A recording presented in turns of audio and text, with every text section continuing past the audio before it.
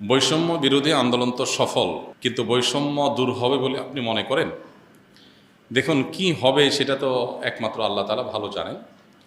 তবে এদেশের সর্বস্তরের মানুষ যত রকমের বৈষম্য সমাজে আছে, এসব বৈষম্যগুলোর বিরুদ্ধে অবস্থান নিয়েছে এবং মানুষ অতিষ্ঠ হয়ে গেছে।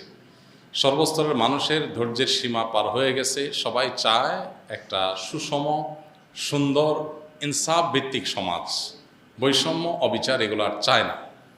অতএব যেহেতু সব মানুষ অতিষ্ঠ হয়ে গেছে এবং সবাই একটা পরিবর্তন চায়, বিশেষ করে বৈষম্য দূর হোক এটা সবাই চায়, অতএব আশা করা যায়, আশা করতে তো দোষ নাই, হবে তো সেটাই যেটা আল্লাহ ফয়সালা করেছেন। আশা করা যায় আল্লাহ তাআলা হয়তো আমাদের প্রতি রহম করবেন। তবে আমাদের সমাজে বহু রকমের বৈষম্য আছে। যেই বৈষম্য নিয়ে আজকে এই পর্যায়ে আসলো,